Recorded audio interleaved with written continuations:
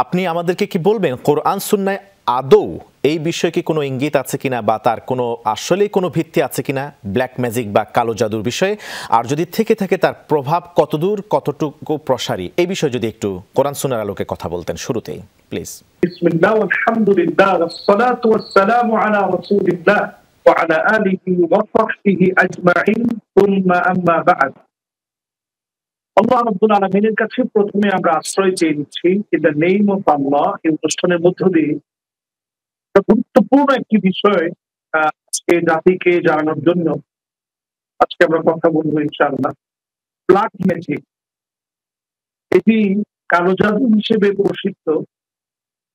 এটি সিহরে আসওয়াদ বা কালো জাদু, যেটি নবীজি সাল্লাল্লাহু আলাইহি ওয়াসাল্লামকে লাবিদ বিন আ'সাম নামে ইহুদি একজন দুষ্ট চক্রের লোক, সে লোকটি নবীজি সাল্লাল্লাহু আলাইহি সাল্লামকে যখন কালো জাদু করেছিলেন, তার পরবর্তী ৬টি মাস নবী সাল্লাল্লাহু আলাইহি সাল্লাম এতটাই শারীরিকভাবে অসুস্থ হয়ে পড়েছিলেন, নবীজি চাইলেও তিনি স্ত্রীদের কাছে যেতে পারলেও নবীজি স্ত্রীদের সাথে মনের ইচ্ছাটাকে চরিতার্থ করতে পারতেন না।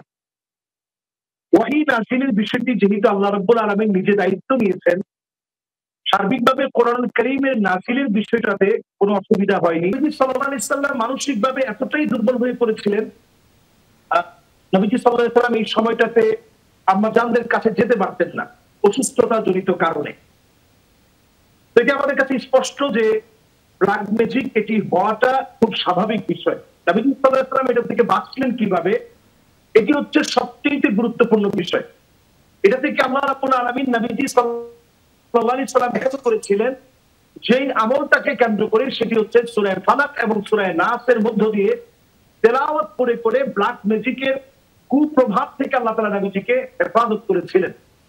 তাহলে বোঝা যায়, কোরআন এবং হাদিসের দৃষ্টিতে বোঝা যায় যে এই জাতীয় ক্ষতি কেউ কাউকে করতে পারে এবং করাটা স্বাভাবিক, এবং এই করাটার ক্ষেত্রে মানুষ কতটা ক্ষতিগ্রস্ত হতে পারে যে একটা মানুষ মৃত্যু সজ্জায় চলে যেতে পারে।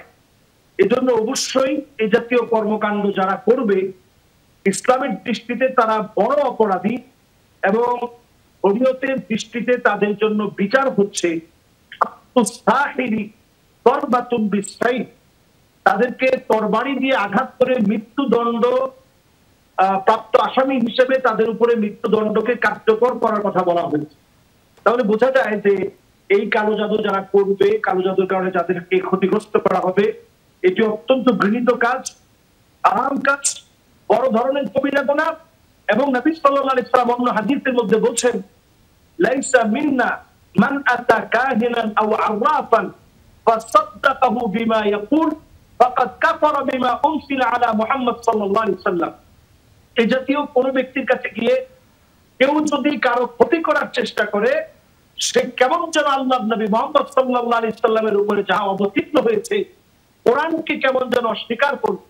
তার মানে যারা ব্ল্যাক ম্যাজিক করে তারা কেমন যেন কোরআনকে অস্বীকার করি ব্ল্যাক ম্যাজিক করে।